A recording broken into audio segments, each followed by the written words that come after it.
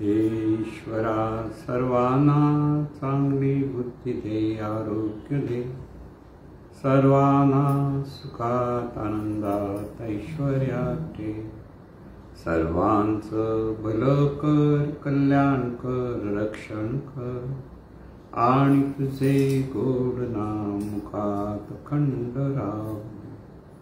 सद्गुरुनाथ महाराज की जय. सद्गुरु पैमावली मातोश्री माई यांना प्रथम कृतज्ञपूर्वक वंदन. आणि आपण सर्व सद्भक्त सत्श्रोते हो, आपण सर्वांना आदरपूर्वक नमस्कार. आज सोमवार आणि आपला जो विषय आहे, चला आपण सारे आनंदाने जीवन जगूया. आपलं संपूर्ण जीवन किंवा जीवनातला प्रत्येक क्षण हा आनंदाचाच असला पाहिजे. पण आनंदाचा असला पाहिजे म्हणजे नेमकं कसला असला पाहिजे हाही प्रश्न इथे पडतो. की सतत आनंदाने उड्या मारणं म्हणजेच आनंद साजरा होणं असं आहे का? तसं नाही. तिथे सुख, शांती, समाधान ही सगळी आनंदाचीच रूप आहेत. अगदी उत्स्फूर्तपणे आपण अगदी मोठमोठ्याने नाचतो किंवा हसतो किंवा व्यक्त करतो, आणि तो आनंदाचं प्रगट रूप आहे. पण सुखावस्था किंवा शांती किंवा समाधान ही सुद्धा आनंदाचीच रूप आहेत. पण ह्या सुख, शांती, समाधान आणि आनंद अशा चारही अंगाने आपल्याला हा आनंद चाखता आला पाहिजे. आणि हा आनंद चाखण्यासाठी जर पाहायचंच असेल तर आणखीन एक महत्त्वाची गोष्ट लक्षात येते की हा आनंद अखंड कोण चाकत असतं, तर ते संत मंडळी चाकत असतात. खरं सांगायचं तर ते अखंड आनंदात असतात, म्हणजे शांती समाधानाने जीवन जगत असतात. म्हणून अशा पद्धतीने जर आपण संतांचं जीवन अवलोकन करायला लागलो तर ते कसे जीवन जगत होते, ते कसे आनंदाने जीवन जगत होते हे आपल्या लक्षात येतं. पण अशा पद्धतीने पाहताना मला आठवतं की बेलसरे भाऊंनी ज्ञानेश्वर माऊलींच्या गुणांच्या अंगाने खूप छान वर्णन केलं होतं. की ज्ञानेश्वर माऊलींचे गुण कसे, आणि त्या अंगाने त्यांनी त्यांचं वर्णन करताना ज्ञानेश्वर माऊलींकडे आपल्या सद्गुरूंप्रती प्रचंड शरणागती होती. हा त्यांचा गुण होता की प्रत्येक गोष्ट ते सद्गुरूंच्या स्मरणातून किंवा सद्गुरूंना अगदी कृतज्ञता व्यक्त करून ते प्रत्येक अभंग किंवा प्रत्येक वेळेला ज्या त्यांनी ज्ञानेश्वरी लिहिली किंवा अनेक लिहिले, त्यामुळे ते सतत सद्गुरूंप्रती असलेली शरणागती व्यक्त करूनच ते सर्व त्यांनी त्यांचं साहित्य प्रकट केलेलं आहे. आणि त्यामुळे त्यांच्या प्रत्येक क्षणोक्षणी आपल्या सद्गुरूंवरती असलेली जी श्रद्धा होती, सद्गुरूंवरती असलेलं जे प्रेम होतं, की सद्गुरूंबद्दल असलेली कृतज्ञता होती, की सगळं जे आहे ते सद्गुरूंमुळे आहे, हा जो त्यांच्याकडे सतत भाव होता.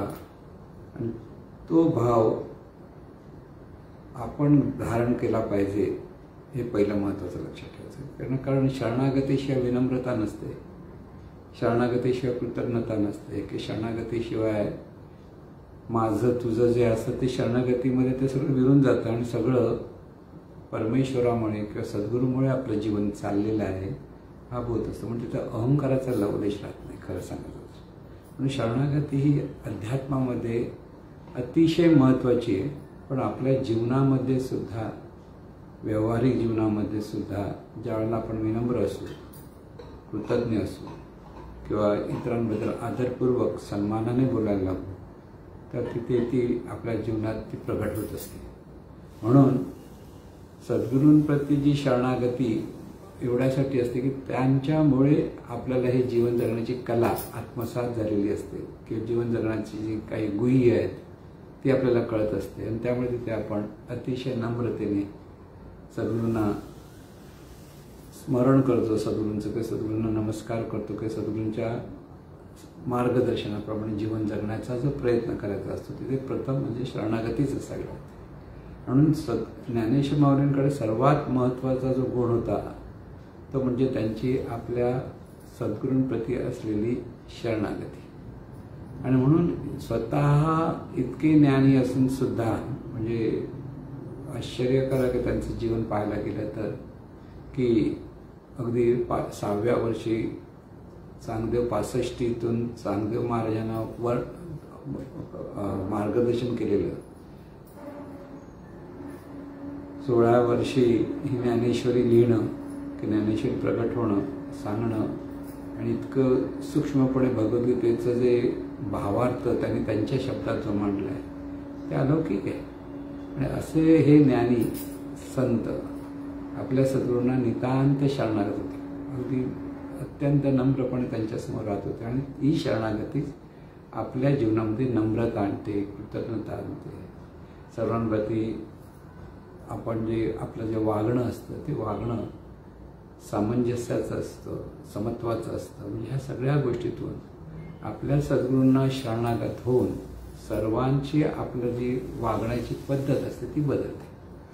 हा जो गुण होता की ज्ञानेश्वरांनी सर्वांना माऊली म्हणायचे, त्यांना खरं कारण म्हणजे ते मृदू होते, कोणाला ओरडत बिरडत नव्हते किंवा आरडाओरडा करत नव्हते किंवा काहीतरी आपल्याला माहिती आहे म्हणून काही मोठ्या गोष्टी सांगत नव्हते. त्या सगळ्या माझ्या सद्गुरूंमुळे झालेल्या आणि सद्गुरूंमुळे मी सांगतोय की ते माझ्या सद्गुरूंचंच महत्त्व आहे ही त्यांच्याकडे सतत जाणीव होती. आणि ही जाणीव फार महत्त्वाची असते की आपल्याला इतरांचं ज्यांच्याकडनं मार्गदर्शन मिळतं त्यांच्याबद्दल आपल्याला जर ती कृतज्ञता असेल, प्रेम असेल तर तिथे ती शरणागती प्रकट होते, तिथे श्रद्धा येते आणि श्रद्धेतून सुद्धा जीवनामधला आनंद आपल्याला अनुभवता येतो. म्हणून श्रद्धेचा भाग आल्यानंतर एक महत्त्वाची गोष्ट एक लक्षात ठेवायची की सद्गुरूपती शरणागती ही असायलाच हवी. त्यामुळे सद्गुरू जे ज्ञान देतात ते आपल्याला सहजपणे आत्मसात होतं. जोपर्यंत आपण शरणागत नसतो म्हणजे सद्गुरू जे सांगतात ते ऐकण्याची आपली तयारीच होऊ शकत नाही. आपण जेव्हा त्यांना शरणागत होतो तेव्हाच आपण त्यांचं ऐकण्याची आपली तयारी असते मनाची आणि त्यामुळे ते ज्ञान लवकर आत्मसात होतं. किंबहुना त्यांनी जे सांगितलं आणि आपण करावं, सद्गुरूंनी सांगावं आणि आपण करावं ही जी वृत्ती आहे ही शरणागतीची वृत्ती आहे की तिथे प्रयत्न आपण करत असतो. प्रत्येक वेळेला त्याप्रमाणे ते जमतंच असं नसलं तरी आपण जर ह्या शरणागती जर शिकलो तर त्याच्यातून आपल्याला त्याचा खूप फायदा होतो. म्हणून ज्ञानेश्वर माऊलींचा हा जो गुण आहे तो अत्यंत महत्त्वाचा आहे की मौना सर्वच जनांना हे मार्गदर्शनच आहे त्यांचे गुण की आपणही असंच शरणागत होऊन जीवन जगता आलं पाहिजे आणि ह्या शरणागतीतून ज्ञानातून जीवन जगता आलं महत्त्वाचं त्याला. म्हणून ह्या शरणागतीचा हा जो पहिला गुण आहे. आणि दुसरा गुण म्हणजे त्यांचा अत्यंत म्हणजे त्यांची मृदू भाषा, मधुर आणि मृदू या दोन्ही गोष्टी असतात की रुजुता असा शब्द वापरतो ना की इथे ती सहजपणे त्यांनी ते जे जे सांगत असत की त्यांनी जे जे ज्ञानेश्वरीमध्ये जे अभंग मांडलेले तिथे त्यांच्या मृदू भाषेची ओळख होती. तिथे परखडपणे बोलणं नव्हे किंवा कोणातरी ओरडणं सारखा प्रकार नव्हे तर तिथे त्यांचं बोलण्यामध्ये माधुर्य होतं की इथे अमृताची पैजा जिंके म्हणजे इतकं गोड आपण बोलू शकतो किंवा सांगू शकतो की त्यांच्याकडे ती प्रतिभा होती. आणि त्यामुळे त्यांचं जे सगळी भाषा आहे ती मधुरही आहे आणि मृदूही आहे. आणि आपल्याला तो गुण आत्मसात करता आला पाहिजे की आपल्याला सतत आनंदात जीवन जगायचं आहे असं म्हटल्यानंतर पहिला भाग म्हणजे आपल्याला सद्गुरूंप्रती नितांत शरणागती असली पाहिजे. आणि दुसरी गोष्ट म्हणजे आपल्या बोलण्यामध्ये मृदुता असली पाहिजे की अगदी आपण म्हणतो मृदू बोलणं की ते कोणाला न टोचणारं असावं, कोणाचे मन न दुखावणारं असावं. की किती लहान मुलं असो मोठा असो कोणी असो व्यवहाराच्या अंगाने श्रेष्ठ कनिष्ठ पाहिलं जातं की खूप शिकलेला माणूस आहे, खूप अज्ञानी माणूस आहे असं कोणी असो तिथे समोरच्याशी बोलताना त्याचं मन दुखवता कामा नाही इतकी जाणीव आपल्याकडे असायला पाहिजे. आणि तशीच म्हणजे ज्ञानेश्वर माऊलींचा हा दुसरा जो गुण आहे तो दुगुण फार महत्त्वाचा आहे की हा गुण म्हणजे आपल्या नेहमीचं जीवन आपण जे जगतो आहोत, आणि हे जीवन जगण्यात आपल्या भावना वरखाली होत असतात आणि त्या भावनेतून आपण कधी कठोर बोलतो, कधी कोणाचं मन दुखावतो आणि ह्या मन दुखावण्यातूनच आपल्या जीवनामध्ये सगळे प्रॉब्लेम तयार होत असतात. म्हणून आपल्याकडे म्हण आहे, शुभ बोलले नाल्या, पण नाल्या भलतंच कधी करतो असं होतं. म्हणजे म्हण पुढची आपण म्हणत का नाही, ते नकारात्मक होते. म्हणून की शुभ बोल असं जे सांगितलंय ते शुभ बोल म्हणजे आपल्याकडे शुभ बोलण्यातून लोकांना आनंद देता आला पाहिजे. उगीच काहीतरी आपण बोलून जातो आणि कोणाचं तरी मन दुखावतो साध्या साध्या गोष्टीमध्ये. कोणीतरी आपल्याला मदत करायला आलो आणि त्याला आपण पटकन काही वेळ वाकडं बोललो तर काय होतं, त्याचं मन दुखावतं. कोणी आपल्याशी चांगलं बोलायला येतो आपण त्याला अरेरावी करून बोलायला लागलो तर त्याचं मन दुखावतं. म्हणजे इथे एक लक्षात ठेवायचं की समोरच्याची आपलं बोलणं हे मृदू असलं पाहिजे, की इतकं मृदू असलं की त्याचं मन दुखावता कामा नये. कोणती त्याला न आवडणारी गोष्ट पण मधुरपणे सांगता आली पाहिजे, हळूवारपणे सांगता आली पाहिजे, की ज्याच्यातून त्याच्या हिताची असेल आणि ते हिताची असताना कदाचित त्याचं मन दुखावता कामा नये. ही गोष्ट महत्त्वाची लक्षात ठेवायची. म्हणून इथे प्रत्येक माणूस विशिष्ट श्रद्धेतून जगत असतो. प्रत्येक श्रद्धाशील आहे माणूस, श्रद्धाशीलच असतो. म्हणजे ती श्रद्धा वेगवेगळ्या पद्धतीने प्रकट होत असते एवढंच. पण प्रत्येकाच्या श्रद्धा ती अंधश्रद्धा असते की डोळ श्रद्धा असते हा भाग वेगळा असतो. पण इथे महत्त्वाचा मुद्दा असा लक्षात ठेवायचा की कोणीतरी श्रद्धेने जर ते करत असेल तर त्याची श्रद्धा आपल्याला मोडता कामा नये, की त्याच्या श्रद्धेवर त्या टीका करता कामा नये. लक्षात ठेवा, आपण जर त्या श्रद्धेला छेद द्यायला लागलो तर तिथे माणसाचं मन दुखावतं. एखादा माणूस अंधश्रद्धेतून करत असेल पण ते जर तो वाईट नसेल तरी त्याला तोडू नये किंवा त्याला बोलू नये, की हळूवारपणे त्याला जेव्हा ज्ञान मिळेल तेव्हा त्याची अंधश्रद्धा दूर होणार आहे. म्हणून तो श्रद्धेने चांगली गोष्ट करतो, ती अंधश्रद्धा असेल पण चांगली गोष्ट करतोय तर ती चांगली म्हणजे कोणाचं वाईट होत नाही ना हे पाहिलं तरी त्याच्या श्रद्धेला धक्का पोचता कामा नये. तर त्याला जर समजवता आलं, सांगता आलं तर ते अंधश्रद्धेचं त्याच्या डोळे श्रद्धेमध्ये रूपांतर आपल्याला करता येतं. म्हणून बहुजन हिताय बहुजन सुखाय असा एक शब्द हे म्हटलं जातं की अधिकाधिक लोकांचं हित आणि अधिकाधिक लोकांना सुख मिळावं असं आपलं बोलणं असावं. की इथे सतत आपण जे बोलतो आहोत त्या बोलण्यातून कानाला मधुर वाटलं पाहिजे आणि मनाला तिची मृदुशीलता अनुभवता आली पाहिजे. म्हणून बरेच लोक असे म्हणतात की डोक्यावर बर्फ ठेवायचा आणि जिभेवर साखर ठेवायची असं बोलता आलं पाहिजे. म्हणजे मन शांत असलं पाहिजे. डोकं म्हणजे मन शांत नसेल, मन जर अस्थिर असेल तर आपल्याला मृदू बोलता येत नाही. मृदू बोलण्यासाठी मन स्थिर असायला पाहिजे. मन स्थिर होण्यासाठी सद्गुरूंनी जे ज्ञान दिले त्या ज्ञानाप्रमाणे अभ्यास आपल्याला करता आला पाहिजे. म्हणून आनंदाने जीवन जगण्यासाठी सुद्धा मन स्थिर होणं फार महत्त्वाचं असतं. आणि मन स्थिर होण्यासाठी सद्गुरूंच्या प्रति शरणागती हा एक मार्ग आहे आणि तो अत्यंत चांगला मार्ग आहे की त्यामध्ये आपलं मन आणि सद्गुरूप्रती असलेल्या श्रद्धेने स्थिर राहतं. आपल्या मनामध्ये सतत शांतता लाभत असते आणि म्हणून दोन्ही गोष्टी एकमेकाला पूरक पोषक आहेत. की सद्गुरूंप्रती शरणागती असेल तर मन स्थिर होतं आणि मन स्थिर झालं तर आपलं बोलणं त्या स्थिर मनाच्या अपेक्षेत मृदू होतं. शांतपणे आपण बोलू शकतो, सर्वांशी त्यांचे मन सांभाळून बोलू शकतो, कोणाला न दुखवता बोलू शकतो आणि हे सगळं आपल्याला बोलता आलं पाहिजे. म्हणून ज्ञानेश्वर माऊलींकडे शिकायचं काय तर ह्या दोन गोष्टी फार महत्त्वाच्या आहेत. लक्षात ठेवायचं की दोन्ही गोष्टी फार महत्त्वाच्या. की नुसतं शरणागत आणि आपल्याला बोलणंच आपलं उद्धटासारखं असेल की तोडणारं असेल तर त्याच्यातून दुःखच निर्माण होणार. लक्षात ठेवा. आणि म्हणून कोणाही जीवाचा न गडो मत्सर असं जसं बोललं जातं की हीच परमेश्वराची उपासना आहे, तसंच कोणाही जीवाचं न दुखावं मन असं आपलं बोलणं असलं पाहिजे. लक्षात घ्या, कोणाचंही मन दुखावायचं नाही. ज्याची त्याची श्रद्धा आहे, ज्याचं त्याचं ज्ञान आहे, काही योग्य आहे काही अयोग्य आहे पण आपल्याला योग्य ते सांगता आलं पाहिजे, ते मृदू भाषेतून सांगता आलं पाहिजे. योग्य ते सांगावं, पण ते त्याने ऐकलंच पाहिजे हा आग्रहही नाही. लक्षात ठेवा, कोणाला तरी मार्गदर्शन केलं आणि त्याने ऐकलं नाही तर आपला राग झाला. एवढं सांगून ऐकत नाही म्हणजे काय, असं जर होत असेल तरी ते चुकीचं होतं. लक्षात घ्या. आणि म्हणून इथे महत्त्वाचा भाग आहे की मधुरता आपल्या बोलण्यामध्ये असले पाहिजे. नुसतं गोड बोलणं म्हणत नाही आपण, तिथे करुणा असली पाहिजे, तिथे समोरच्याचं हित त्या मागे असलं पाहिजे, बोलण्याच्या मागे समोरच्याचं हित व्हावं असा तो भाव असला पाहिजे. आणि त्यावेळेला तो भाव ते बोलणं मधुर असतं, की तिथे मृदूशीलता असते. आणि म्हणून हे बोलणं तसं, आणि ते सगळे गुण ज्ञानेश्वर माऊलींकडे होते.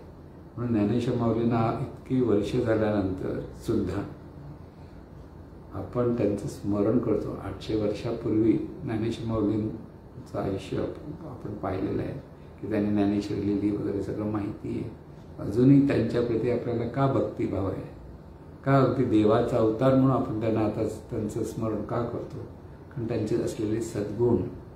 म्हणून मनुष्याच्या ठिकाणी सद्गुण असले पाहिजेत, हे पहिलं महत्त्वाचं लक्षात ठेवायचं.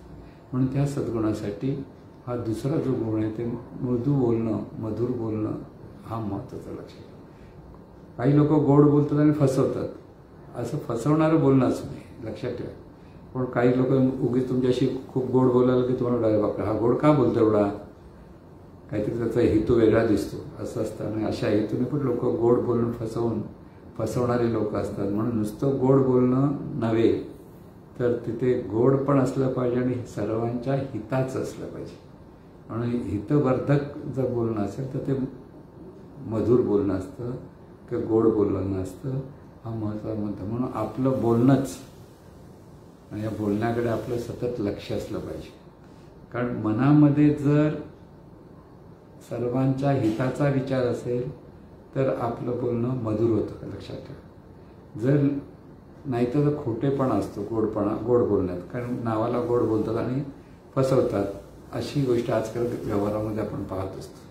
म्हणून नुसतं गोड बोलणारा भेटला म्हणजे तो गोड आहे म्हणजे चांगला आहे असं नव्हे, तर तिथे हिताचं असलं पाहिजे. आणि त्या हिताचं असल्या करताना सावधपणे ह्या सगळ्या गोष्टी आपल्याकडनं झाल्या पाहिजेत. लक्षात, कोणालाही फसवायचं नाही आहे की उगीच कोणाला तरी गोड बोलून चढवायचं पण नाही आहे, कोणाचा अहंकार वाढवायचा नाही आहे. लक्षात घ्या.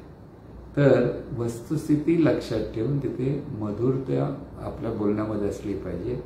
त्यामुळे तिथे आनंद निर्माण होतो. लक्षात घ्या. जितकं आपलं बोलणं मधुर असतं, मृदुशीलता असते, तितकं समोरच्यालाही त्याचा आनंद प्राप्त होतो आणि जो बोलतो त्यालाही आनंद प्राप्त होतो. म्हणून ज्ञानेश्वर माऊलींचा जो दुसरा गुण होता तो म्हणजे त्यांचं बोलणं मृदू होतं. तिसरा गुण त्यांचा जो होता तो म्हणजे त्यांची सौंदर्य दृष्टी होती. की विश्वामध्ये हे जे संपूर्ण विश्व असं ज्याला ते म्हणायचे की विश्व काय कसं आहे तर अतिशय सुंदर आहे. आणि त्या सुंदर अशा विश्वाचं ते त्यांच्याकडे ती सौंदर्य दृष्टी होती. कशामुळे होती? त्यांच्याकडे असलेल्या आत्मज्ञानातून होती. की सर्वत्र ही ईश्वरी शक्तीच किंवा ही चैतन्य शक्तीच विविध रूपाने प्रगट आहे. इथे त्यांची ती दृष्टी पक्की होती, दृढ भाव होता. आणि त्यामुळे सर्वत्र पाहताना त्यांच्या भाषेमध्ये सौंदर्य असायचं, की दृष्टीच सौंदर्याची त्यांची असायची. त्यामुळे तिसरा जो त्यांचा गुण होता तो म्हणजे सौंदर्य दृष्टी होती. की सृष्टीमध्ये जे जे आहे ते तिथे दिव्यत्व पाहण्याची त्यांची दृष्टी होती. आणि त्यामुळे दिव्यत्वातून ते पाहत असल्यामुळे तिथे सौंदर्य दृष्टी होती. म्हणून आपल्यालाही सौंदर्य दृष्टीमुळे उगीच भेदभावातून न पाहणं. लक्षात घ्या. सौंदर्य दृष्टी म्हणजे काय, भेदभाव असेल तर तिथे सौंदर्य दृष्टी राहत नाही. तिथे समत्वानेच पाहता आलं पाहिजे की सर्व जे आहे ते परमेश्वराचं आहे, भगवंताचं आहे. या भावामध्ये प्रत्येक रूपाकडे आपण पाहिलं. प्रत्येक रूपाची निर्मिती कोणाकडनं होते? भगवंताकडनं. आणि तिथे जर आपण त्या रूपाला जर नावं ठेवायला लागलो तर काय होईल? भगवंताचाच अपमान झाल्याच होत असतं. म्हणून सहज म्हणून निर्माण झालेलं जे प्रत्येक रूप ही भगवंताची कलाकृती असते. आणि ही भगवंताची कलाकृती असल्यामुळे ती पाहण्याची दृष्टी सुद्धा आपल्याला त्याच अंगाने असली पाहिजे. म्हणून सौंदर्य दृष्टी हा ज्ञानेश्वर माऊलींचा तिसरा गुण होता. म्हणजे आपली ही दृष्टी अशी सौंदर्य दृष्टी पाहण्याची असली पाहिजे की तिथे जे जे आहे तिथे तिथे ईश्वरत्व पाहता आलं पाहिजे. तिथे तिथे हे चैतन्य स्वरूपाचं रूप आहे हे स्मरणात असलं पाहिजे. आणि त्या स्मरणातून जेव्हा आपण पाहायला लागतो तर तिथे आपण आनंदात असतो. आपल्या मनामध्ये जर एखाद्या व्यक्तीवर जर अनिष्ट चिंतन असेल तर ते आपल्याला आनंद राहत नाही. तर ते आपण त्या अनिष्ट भावातून पाहतो आणि त्यामुळे आपण आपला आनंद गमावतो. लक्षात घ्या. आपल्याकडे जर तिथे सतत आनंदात राहायचं असेल तर आपली दृष्टी पण तशीच आनंदमय असली पाहिजे. आणि ही आनंदमय दृष्टीला सगळं काही सुंदर दिसतं. लक्षात घ्या. जिथे मनामध्ये निराशा असेल, दुःख असेल, राग असेल, अशा दृष्टीला आनंद किंवा सौंदर्य दिसत नाही. तिथे वेगळंच काहीतरी दिसतं किंवा विपरीतच दिसतं. आणि म्हणून आनंदमय दृष्टी असली पाहिजे. आणि ही आनंदमय दृष्टी किंवा ही जी प्रेममय दृष्टी आपण म्हणतो त्याला प्रेममय दृष्टी म्हणतो की त्या प्रेममय दृष्टीतून जेव्हा आपण पाहायला लागू तर आपल्या सगळ्या जीवनामधला आनंद आपल्याला अनुभवता येतो. की कोणाही जीवाचा न गडो मत्सर असा जो ती दृष्टी आहे की कोणाबद्दल मत्सर नाही, असूया नाही, कोणाबद्दल द्वेष नाही, कोणाबद्दल क्रोध नाही. तर तिथे सर्वत्र सर्व एकाच ईश्वराचीच रूप आहेत. किंबहुना ते माझ्या विस्तारलेपणाचे निनावे ते जगच नव्हे आगवे जैसे दूध मुराले स्वभावे तरी ते दही की बीजच झाले तरु अथवा भंगाराचे अलंकार तैसा मज एकाचा विस्तार ते हे जग. म्हणजे ते काय सांगतायत की ते श्रीकृष्ण अर्जुनाला सांगतायत की मी म्हणून जो भगवंत आहे हा भगवंतच सर्व रूपारूपाने विस्तारलेला आहे. विविधता दिसते पण ही विविधतेमध्ये हा एकच चैतन्य स्वरूप विस्तार पावलेला आहे. आणि हे विस्तार पावले म्हणजे प्रगट झालेले आहे. आणि त्यामुळे ह्या प्रत्येक प्रगट रूपामध्ये परमेश्वराचं अस्तित्व आहे हे जे आपण पाहायला लागतो तेव्हा ती दृष्टी असते, ती सौंदर्य दृष्टी असते की तिच्या त्या दृष्टीमध्ये ती प्रेममय दृष्टी की सर्वत्र भगवंत आहे हे ह्या भावामध्ये जे आपण पाहायला लागतो तर ती दृष्टी सुद्धा सुंदर होऊन जाते. आणि त्या सौंदर्य दृष्टीचे विचार सुंदर, त्यामुळे बोलणं सुंदर, सर्व काही एकमेकाला पूरक पोषक गुण आहेत. लक्षात घ्यायचे इथे सौंदर्य दृष्टी महत्त्वाची ठरते. म्हणून हे सगळं समजण्यासाठी परत आपल्याला सद्गुरूंच्या ज्ञानाची आवश्यकता असते. लक्षात घ्या की आपण आपल्या मनाने सुंदर दृष्टी ठेवू असं होत नाही. की जगात जे जे आहे ते सगळं सुंदर आहे, आनंदमय आहे, प्रेममय आहे. हा भाव तिथे असला पाहिजे सतत. तिथे त्या भावात अजिबात वर खाली होता कामा नये. की जे जे निर्माण झालं आहे ते परमेश्वरातून निर्माण झालं आहे. आणि त्यामुळे ते सर्व काय जे जे आहे ते सुंदरच आहे, आनंदमय आहे, प्रेममय आहे. म्हणजे अशी दृष्टी जी आपल्याला प्राप्त होते तर तेव्हा आपल्या जीवनामध्ये आनंदी आनंद असतो. ज्ञानेश्वर माऊलींची अशी प्रेममय दृष्टी होती, आनंदमय दृष्टी होती. आणि त्यामुळे ते समत्वाने सर्वांकडे पाहायचं. आणि त्याच पद्धतीने त्यांच्या नजरेमध्ये किंवा मनामध्ये करुणा असायची की त्यामुळे समोरच्याचं हित व्हावं हा भाव असायचा. आपल्याला हा गुण आत्मसात करता आला पाहिजे. लक्षात घ्या. हे गुणाचं वर्णन आपण का करतो? कारण आपल्याला नेमकं कसं जीवन आनंदाने जगायचं आहे त्यासाठी संतांचं मार्गदर्शन म्हणजे संत स्वतः कसे जीवन जगत होते हे त्यांच्या जगण्याचं आदर्श किंवा जगण्याचं मार्गदर्शन आपल्याला आत्मसात करता आलं पाहिजे हे महत्त्वाचं लक्षण. म्हणून आनंदमय जीवन आहे. पण हे जे आनंदमय जीवन जगायचं असेल तर आपल्याला ह्या संतांच्या जीवनाचं निरीक्षण परीक्षण करता आलं पाहिजे. कारण आपल्याला तसंच जीवन जगायचं आहे. म्हणून जगामध्ये ज्या ज्या चांगल्या गोष्टी घडत आहेत किंवा चांगल्या घटना घडत आहेत किंवा चांगली माणसं भेटत आहेत त्यांचंही निरीक्षण परीक्षण करायला हरकत नाही. कशासाठी? आपण ते आत्मसात करावं ह्यासाठी. अनिष्ट गोष्टी घडतात त्याचं निरीक्षण परीक्षण करण्याच्या मागे धावू नये की त्यामुळे ते उगीच आपल्या मनावर वाईट परिणाम करून देतात.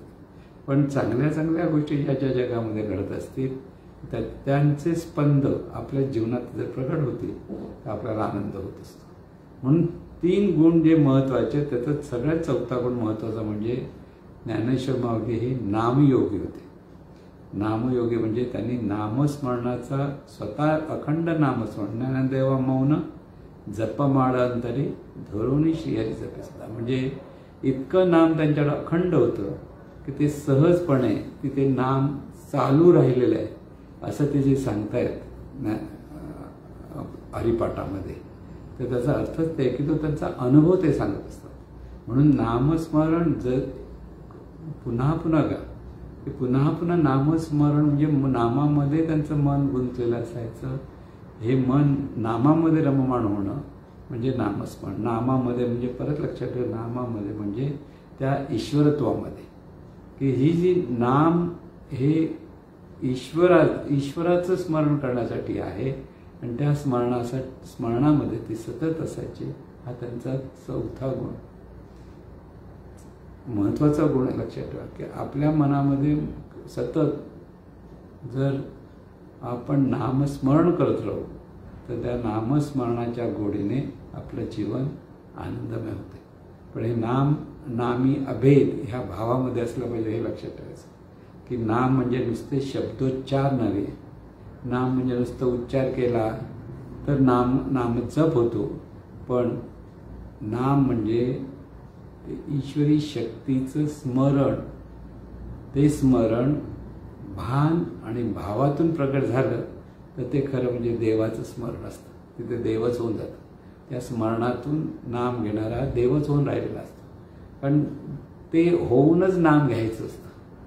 भान आणि भाव म्हणजे काय आहे, ती ही ईश्वरी शक्तीच आहे, ही होऊन नाम म्हणजे हे स्मरण देत राहायचं की तू विठ्ठल आहे, तर विठ्ठल नाम घेतलं विठ्ठल आहेस, की राम म्हटलं तर राम आहे, राम आहे, राम आहे, या भावात भाव होऊन राहण्यासाठी नामस्मरण आहे. लक्षात ठेवा.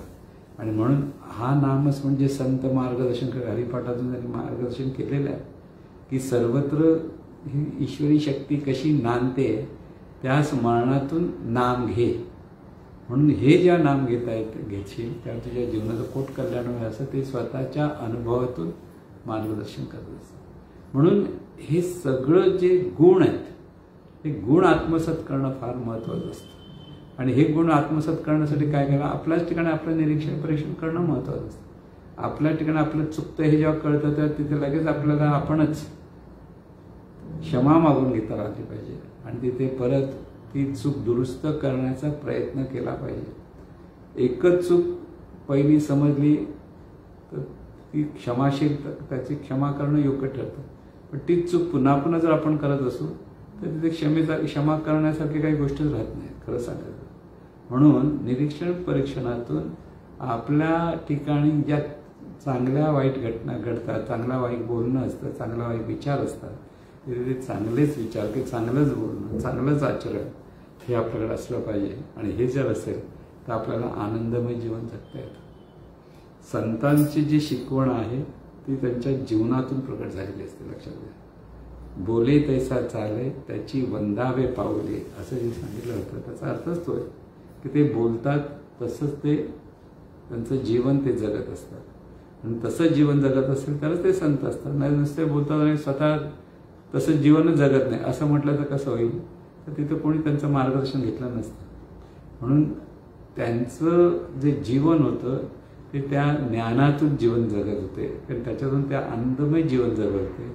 आणि असं आनंदमय जीवन आपल्याला जगता आलं पाहिजे. लक्षात घ्या. अध्यात्म म्हणा किंवा अध्यात्म नाही समजलं तरी प्रपंचात मोठं प्रगती जरी करायची असेल तरी आपल्याला हे 4 गुण आवश्यक आहेत. पण आता हे 4 गुण प्रपंचामध्ये नामस्मरण हे सद्गुरूंकडनंच समजून घ्यावं लागतं. पण ते घेतल्याशिवाय आपलं स्मरण सुधारणार नाही. जसं स्मरण तसं जीवन हे महत्त्वाचं लक्षात ठेवा. स्मरण बिघडलं तर जीवन बिघडतं, स्मरण सुधारलं तर जीवन सुधारतं. म्हणून स्मरण हे देवाचं असावं, स्मरण हे चांगल्या गोष्टींचं असावं, स्मरण हे सर्वांच्या हिताचं असावं की ज्याच्यामुळे हित होईल असं स्मरण आपल्याला असलं पाहिजे. म्हणून अशा पद्धतीने आपलं स्मरण सुंदर करण्यासाठी नामस्मरण हा एक मार्ग आहे आणि अत्यंत सोपा आणि अत्यंत उत्तम असा जो मार्ग आहे. आणि मग तो नाम आपण सद्गुरूंकडनं मार्गदर्शन घेऊन ते केलं पाहिजे. येईल तैसा बोल, रामकृष्ण हरी हे सुरुवातीला सांगण्यासाठी योग्य जरी असलं तरी नुसतं तसंच बोलत राहणं म्हणजे नामस्मरण नव्हे. नामस्मरण म्हणजे तिथे ज्याचं नाम आपण घेतो तेच होऊन राहण्यासाठी नामस्मरण आहे. लक्षात ठेवा, तेच होऊन राहायचे, कारण तेच आपण आहोत हा तिथे बोध प्रगट झाला पाहिजे. आणि तेव्हा त्या खऱ्या नामस्मरणाला रंग चढतो आणि त्या नामस्मरणातून आनंद चाकता येतो. हा आनंदमय जीवन जगता येतं. लक्षात घ्या. म्हणून स्मरण देवाचं करावं, म्हणून स्मरण देवाचे करावे, नित्य नाम जपत जावे. हा जो बोध सांगितला की नित्य नाम का जपत, की देवाचं स्मरण व्हायला. देवाचं म्हणजे दिव्यत्वाचं स्मरण. आणि हे दिव्यत्वाचं स्मरण जितकं आपल्याकडं व्हायला लागतं तितका हा आनंद आपण चाकू शकतो. आनंदमय जीवन जगण्यासाठी, ह्या शांतिमय जीवन जगण्यासाठी, प्रेममय जीवन जगण्यासाठी नामस्मरण हवं. आणि नामस्मरण होण्यासाठी सद्गुरूंना शरण जावं लागतं. सद्गुरूंना शरण गेल्याशिवाय ज्ञानदृष्टी प्रगट होत नाही. ज्ञानदृष्टी प्रगट झाल्याशिवाय जीवनामध्ये माधुर्य आपल्याला जे अनुभवता आलं पाहिजे ते अनुभवता येणार नाही. म्हणून तो हा सगळा आनंद अनुभवण्यासाठी ह्या चारही गुण एकमेकासाठी पूरक आणि पोषक आहेत. लक्षात. पण हे ज्ञानेश्वर माऊलींचे जे गुण आहेत हे जर आपल्याला व्यवस्थित लक्षात आलं की तेच गुण आपल्याला आत्मसात का करता येणार नाही, तर त्यासाठी आपणच प्रयत्न केला पाहिजे. हाही अभ्यास आहे की आपलं बोलणं चुकीचं जे होत आहे बरोबर होत आहे हे जर आपल्याला लक्षात यायला लागलं तरी आपल्या जीवनामध्ये आनंद आहे. पण आपण चुकतोय हेच आपल्याला कधी कळत नाही. आपण लोकांना मन दुखावतो हेच आपल्याला कळत नाही. आणि त्याच्यातून आपण जीवनामध्ये किती दुःख निर्माण करतो हे आपल्याला लक्षात येतं. म्हणून नुसतं छोट्या छोट्या गोष्टीतून आपल्याला आनंद घेता आला पाहिजे. आणि हा आनंद घेण्यासाठी आपलं मन अत्यंत निर्मळ असावं लागतं. लक्षात घ्या. नामस्मरणातून मन निर्मळ होतं. शरणागतीतून मनाचा अहंकार कमी होतो म्हणून मन शुद्ध होतं. आणि मधुर बोलण्यातून म्हणजे सर्वांचं मनाला आनंद देण्याच्या प्रयत्नातून मनाचा विकास होतो. म्हणून सर्व जे आहे ते आणि सौंदर्य दृष्टीतून मन व्यापक होतं. म्हणून ह्या सगळ्या अंगाने जीवनाचा आनंद आपल्याला जगता येतो, घेता येतो. अखंड आनंदातून जीवन जगता येतं. म्हणून संत हे अखंड आनंदात असतात. म्हणजे शांती सुख समाधानाने डवरलेले असतात, बहरलेले असतात. आणि हे करण्यासाठी प्रत्येक माणसाला हे गुण आत्मसात करता आले पाहिजेत. आणि हे गुण जेव्हा आत्मसात करतात तर आपल्याला आनंदात जीवन जगता येतं. म्हणून आनंदाचे डोळे आनंद तरंग जे संत सांगतात त्याचा अर्थच तो आहे की त्यांचं हे असे हे सद्गुण जर त्यांच्याकडे प्रकट होत असतात त्याच्यातून ते जीवन आनंद जगत असतात. म्हणून आपल्यालाही तसंच आनंदाने जीवन जगायचं आहे. म्हणून ह्या चारही सद्गुणांची आपल्याला चांगली ओळख करून घेता आली पाहिजे. ते आत्मसात करण्यासाठी सतत अभ्यास करावा लागतो. ते होतं की नाही होतं हे कळण्यासाठी निरीक्षण परीक्षण असावं लागतं. आणि हाही अभ्यास असतो. प्रत्येक गोष्टी ही अभ्यासातून होणार. म्हणून अभ्यासाशी शिवाय पर्याय नाही हे लक्षात आलं. म्हणून आपल्याला परमेश्वरासकट सर्व काही मिळवण्यासाठी अभ्यासच आवश्यक आहे. म्हणून हा अभ्यास आपल्याला करता आला पाहिजे. आणि हा अभ्यास सर्वांकडून हो हीच सद्गुरूचरणी प्रार्थना. हे ईश्वरा सर्वांना चांगली बुद्धी दे, आरोग्य दे. सर्वांना सुखात आनंदात ऐश्वर्यात ठेव. सर्वांचं भलं कर, कल्याण कर, रक्षण कर. आणि तुझे गोड नाम मुखात खंड राहू दे. सद्गुरुनाथ महाराज की जय.